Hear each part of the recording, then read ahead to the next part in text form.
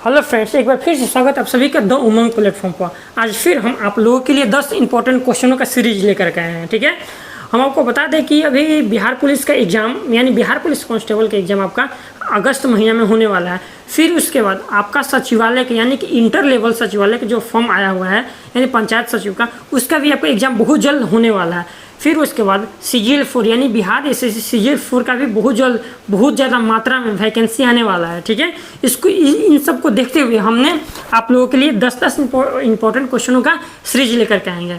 चलिए शुरू करते हैं।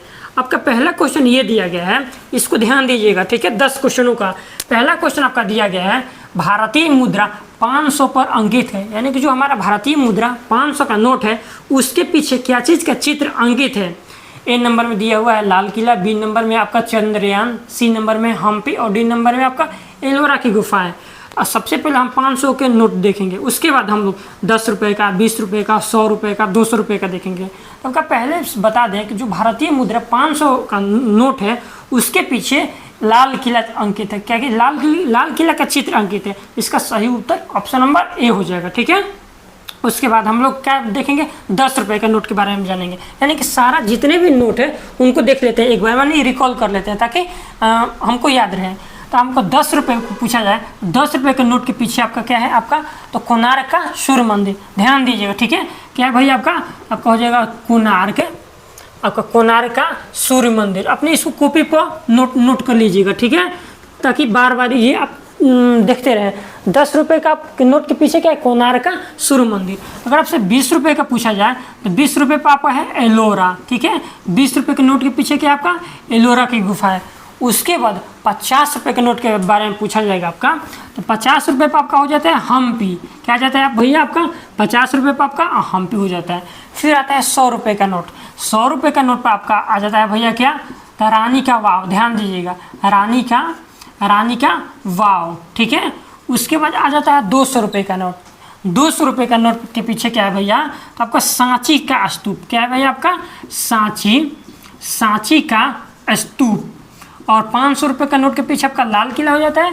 और 2000 जो अभी जो चलन से बाहर कर दिया गया है, 2000 के नोट के पीछे आपका मंगलयान का चित्र था। ठीक है, तो पूछे 500 के नोट के पीछे आपका लाल किला जाता है, 10 रुपये पर कोणार्क का सूर्य मंदिर, 20 रुपये पर एलोरा की गुफाएं, 50 रुपये पर हम्पी, 100 रुपये पर रानी का वाव, 200 रुपये पर सांची का स्तूप और 2000 पे क्या जाता है भैया, तो आपका मंगलयान। ध्यान दीजिएगा। ठीक है, इसका सही उत्तर ऑप्शन नंबर ए आपका सही हो जाएगा।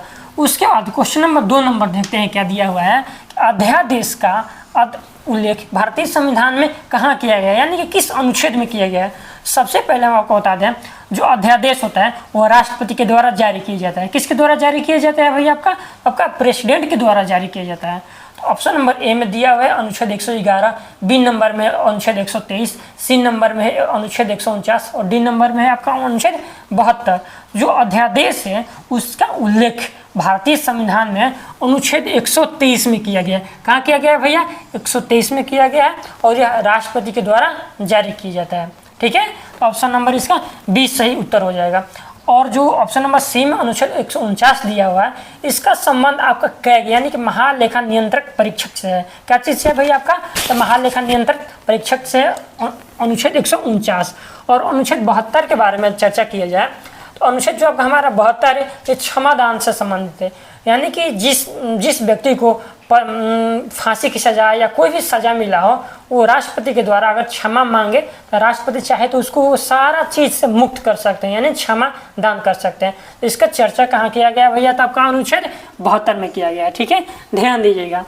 उसके बाद आता है क्वेश्चन नंबर 3। क्वेश्चन नंबर इसको मिटा देते हैं अपने कॉपी पर, इसको नोट कर लीजिएगा। उसके बाद क्वेश्चन नंबर 3 में क्या दिया हुआ है कि आपका खेड़ा का युद्ध कब हुआ था। आपका खेड़ा का युद्ध कब हुआ था। ऑप्शन नंबर ए में दिया हुआ है 1707, बी में 2000, सी में 1857 और डी में 1942 दिया गया है।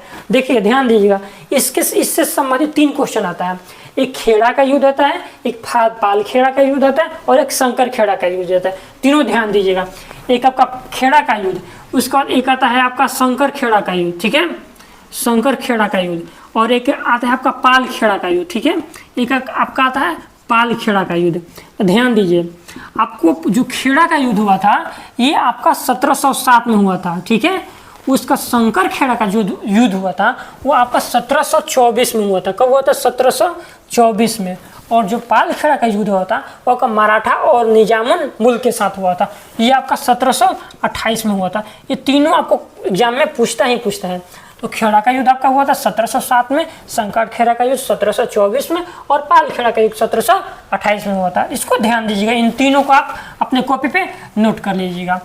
उसके बाद आता है चौथा नंबर क्वेश्चन है, स्ट्रेट फ्रॉम द हट के लेखक कौन है? ठीक है, ये आपका बुक है, इसके लेखक कौन है? ए नंबर में दिया हुआ है अजित वाडेकर, बी नंबर में दिया हुआ है आपका कपिल देव, सी नंबर में दिया हुआ है सचिन तेंदुलकर और डी नंबर में दिया गया है आपका सौरव गांगुली।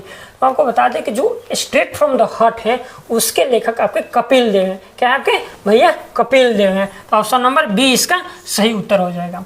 उसके बाद 5 नंबर क्वेश्चन में दिया गया है WHO, ठीक है, वर्ल्ड हेल्थ ऑर्गेनाइजेशन का हेड क्वार्टर भैया आपका कहाँ है? ध्यान दीजिएगा, यहाँ पे WHO पूछा जा रहा है। WHO का मतलब यहाँ पे होगा वर्ल्ड हेल्थ ऑर्गेनाइजेशन का मुख्यालय भैया आपका कहाँ है? ए नंबर में है जिनेवा, बी नंबर में है वाशिंगटन, डी नंबर में आपका न्यूयॉर्क और डी नंबर में है आपका पेरिस। तो आपका सही उत्तर का हो जाएगा क्या? आपका WHO का मुख्यालय भैया आपका स्विट्जरलैंड के जिनेवा में स्थित है। इसका सही उत्तर ऑप्शन नंबर ए हो जाएगा। ठीक है, इसके बारे में थोड़ी सी चर्चा किया जाए। जो हमारा WHO, इसका तो हेड क्वार्टर हम बताते हैं कि आपका स्विट्जरलैंड के जिनेवा में स्थित है, लेकिन इसका स्थापना भैया कब किया गया था? ये भी एग्जाम में पूछ सकता है। WHO का हेड क्वार्टर जिनेवा में है, लेकिन इसका स्थापना कब किया गया था?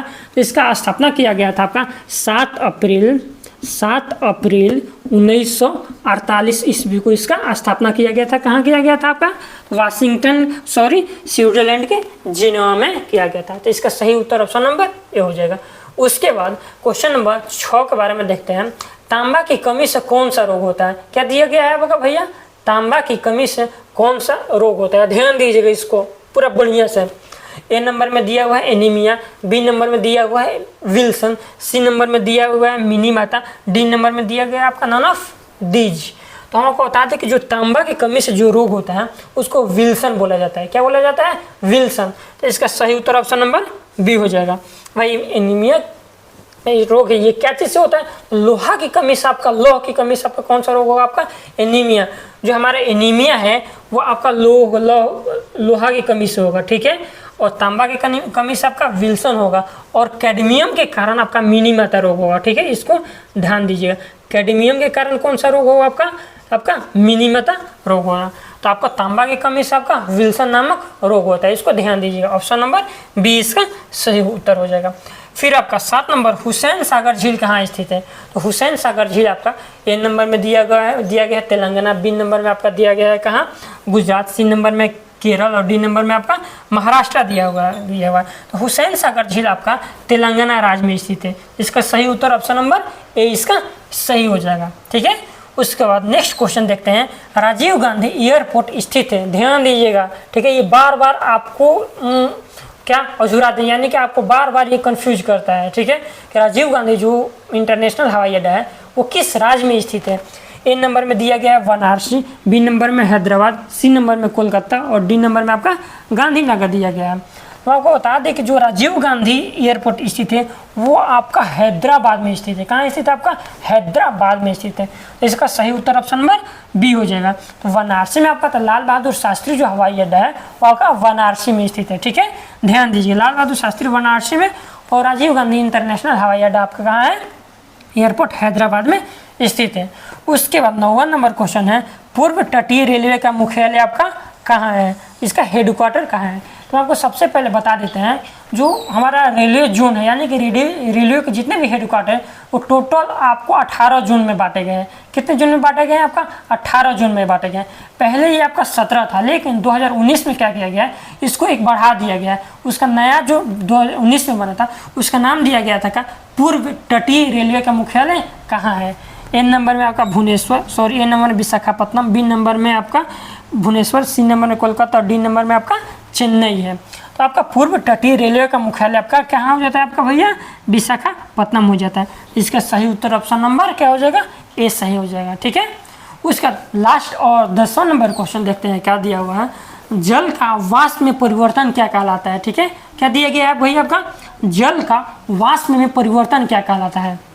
ए नंबर में प्राकृतिक, बी नंबर में रासायनिक, सी नंबर में भौतिक और डी नंबर में आपका जैविक। तो ये हम आप लोग को क्वेश्चन का आंसर नहीं बताएंगे, इसलिए नहीं बताएंगे कि इसका आंसर आप लोग दीजिएगा हमारे कमेंट बॉक्स में, ध्यान दीजिएगा, ठीक है। यही आज के लिए यही 10 इंपॉर्टेंट क्वेश्चनों का सीरीज था। आज के लिए इतना ही, मिलते हैं अगले वीडियो के साथ।